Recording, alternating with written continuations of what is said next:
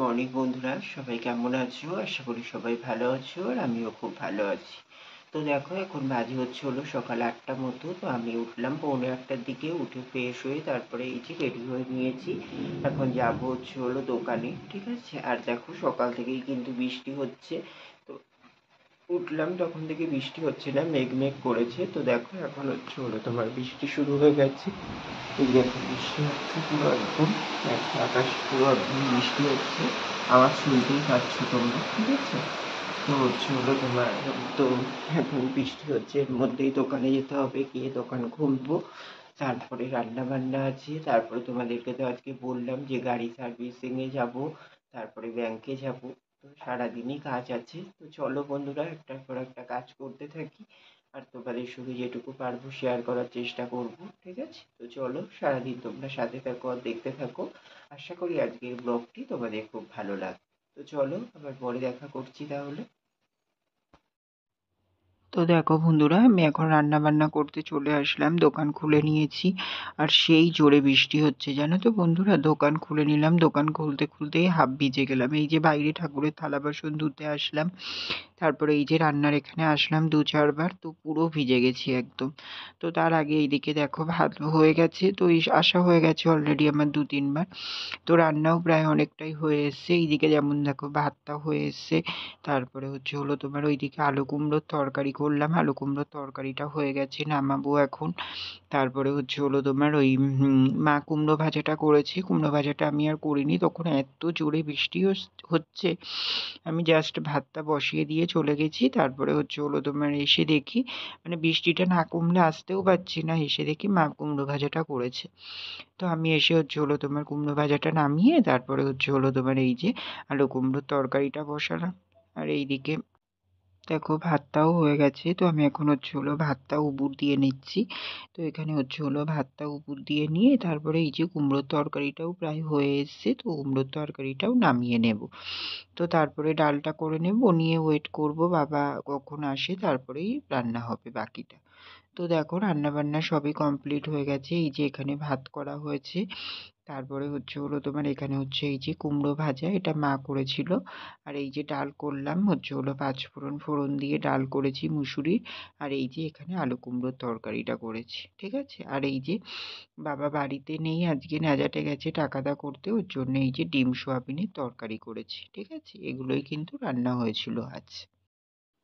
Hello বন্ধুরা, অনেকক্ষণ বাদে তোমাদের সামনে আসলাম। তো কালকের মতনই আজকের ব্লগটাও হতে চলেছে।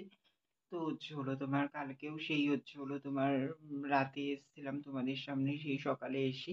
তো আজকেও কিন্তু সেমই হলো। তো সকালে তোমার ওই রান্না বান্না কমপ্লিট করে দেখলে, তোমাদের রান্নাগুলো তো দেখালাম। তারপরে খাওয়া দাওয়া করেছিলাম 11:30টার দিকে। তো ওই সয়াবিন আলুর তরকারি আর ভাত খেয়েছিলাম সকালে। তো খাওয়া দাওয়া করে তারপরে তো তোমাদেরকে বললাম যে যাবো তোমার গাড়ি সার্ভিসিং এ, তারপরে ব্যাংকে। তো তোমার যথারীতি আমি একটাই বন্ধ করলাম দোকান। কারণ একটাই বন্ধ না করলে না হতো না। কারণ তোমার ব্যাংকে আবার লাঞ্চ টাইম পড়ে যাবে 2:30 থেকে। তো এবার 1:30টায় দোকান বন্ধ করে গুছিয়ে যেতে যেতে না এবার 2:30টার মুখোমুখি হয়ে যায়। এবার ওদের 2:30টে মানে লাঞ্চ টাইম, কিন্তু ওরা আগে থেকেই উঠে যায়। তো এবার ওয়েট করতে হবে। এবার নর্মাল দিন হলে ওয়েট করে যেতাম, কিন্তু আজকে আবার যেহেতু ওখান থেকে গাড়ি সার্ভিসিং এ যাব, ওর জন্যেতে আর রিস্ক নিইনি। একেবারে একটাই দোকান বন্ধ করেছিলাম, দোকান বন্ধ করে বেরিয়ে গেছিলাম। তো গেলাম ব্যাংকে, ব্যাংকে কাজ মিটিয়ে তোমার আর ওই যে টাকা তুলবো বলছিলাম, তো টাকা তুললাম, তুলে তারপরে ওখান থেকে গেলাম গাড়ি সার্ভিসিং এ। গাড়ি সার্ভিসিং এ গিয়ে পড়লাম আর এক সমস্যায়।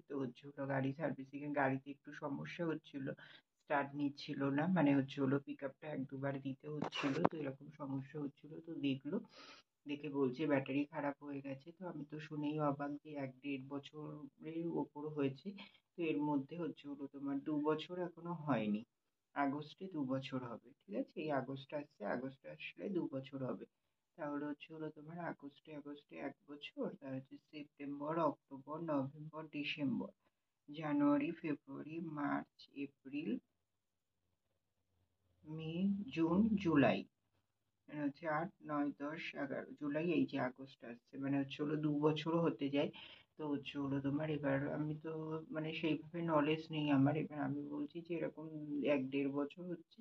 তো এখনই কি ব্যাটারি খারাপ হয়ে যায়? তো বলল হ্যাঁ, মানে নতুন ব্যাটারি প্রথমটা এরকমই চলে, কারণ এই ব্যাটারিগুলো তো আগে থেকে লাগানো থাকে, ওর জন্যেতে এইগুলোর ভ্যালিডিটি একটু কমই হয়। তো সেকেন্ডটা যেটা লাগানো হবে এটা হচ্ছে হলো তোমার 3-4 বছর দিয়ে দেয়। তো তার জন্যে তো এগুলো এবার জানা ছিল না। তো তারপরে ব্যাটারিটা বলল যে চেক করে দেখছি, যদি ঠিকঠাক হয় চলার মতো তাহলে লাগিয়ে দেবো। কিন্তু মানে হচ্ছে হলো খুলে দেখলো ব্যাটারিটা পুরোটাই খারাপ হয়ে গেছে। তো এবার দেখো, ওটা আমার কাজের জিনিস, ওটাকে তো আমার ঠিক করে রাখতেই হবে, তাই না বলো? আমি সবসময় মাল আনতে যাওয়া সবকিছু আমি গাড়িটার উপরেই করা হয়। তো এখন তো সেইভাবে সাইকেল চালানোও হয় না, তারপরে সাইকেলও নেই। বাবা একটা সাইকেল, দুটো সাইকেল লাগে না বলে বাবার সাইকেলটা অতটা ভালো ছিল না, খারাপ ছিল, ওর জন্য বাবার সাইকেলটা বিক্রি করে দেওয়া হয়েছে, আর আমারটা বাবা নিয়েছে। তো সেটাই চালায়, আর হয়ে ওঠে না। এবার বাবা বেরোলে আমার বেরোতে সমস্যা হয়ে যাবে।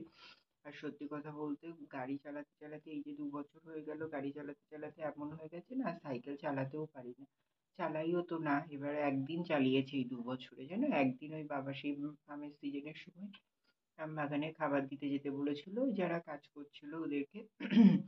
তো বাবা সাইকেলটা বের করেছিল, ওটা নিয়ে গেছিলাম। তো একটুখানি গেছি, 5 মিনিটের রাস্তা, তাই গিয়েছি এসেছি, তার পুরো পা ব্যথা হয়ে গেছে। তো সবকিছুই অভ্যাসের কাছে, যেটা অভ্যাস থাকে না সেটা তো এরকমই হবে, তাই না বলো? তো তার জন্যেতেই ভেবেচিন্তে যে ভাবলাম যে তাহলে হচ্ছে হলো টাকাটা আছে যখন তাহলে ওটা করে নিই। তো তার জন্যেতে করে নিলাম।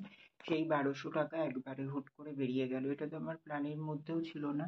আর এই কদিন কি বলবো তোমাদের, এত হারে টাকা খরচ হচ্ছে, মানে হচ্ছে হলো কোনো আইডিয়া নেই। মানে টাকা মানে হচ্ছে হলো তোমার রাখতেই পারছি না কাছে, শুধু এই খরচ সেই খরচ একটার পর একটা লেগেই আছে। জানি না কেন এমন হচ্ছে, মানে প্রতিটা দিনে এক এক দিন এক একটা খরচ করতেই হচ্ছে, আর এমন এমন খরচ তোমাকে করতে বাধ্য একদম, মানে তুমি না করলে পারবেই না, এমনই ব্যাপার। তো এমনই হচ্ছে হলো তোমার, তার জন্য একটু নিজেরও সমস্যা হয়ে যাচ্ছে।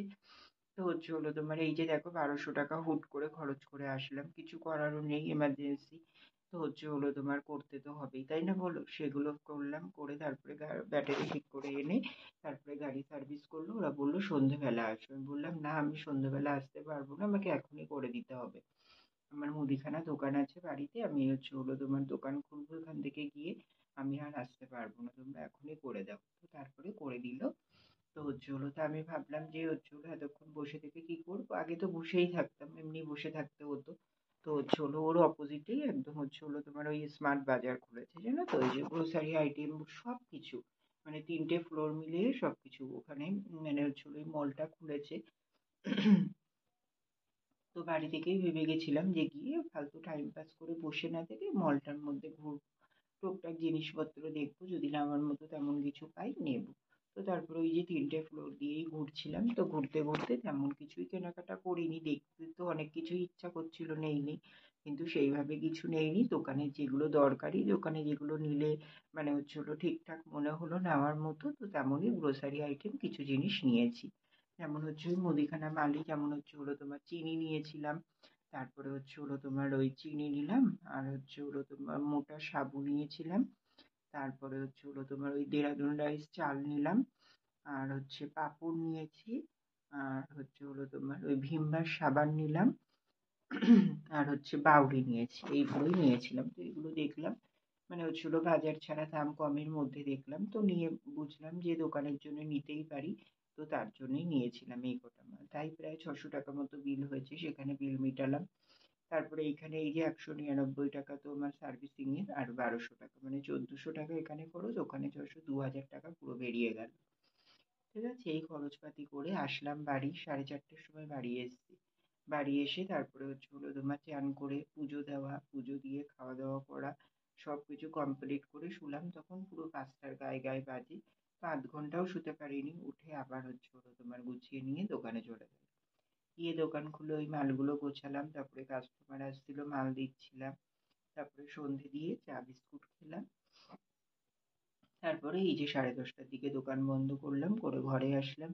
ঘরে এসে ব্যাংকের কাগজপত্র সব ওইভাবে, মানে কিছু গোছানো ছিল না, ওইভাবে খাটের উপরে রাখা ছিল ব্যাংকের, তারপরে গাড়ির সব, সেগুলো গুছিয়ে আলমারিতে তুললাম। তুলে এই যে এদিকে আমার বিছানা করা হয়ে গেছে। আর এই যে এখানে জামা প্যান্ট গুলো দেখছো, এগুলো আমি আর মেলিনি, দিদিই মেলে দিয়েছিল।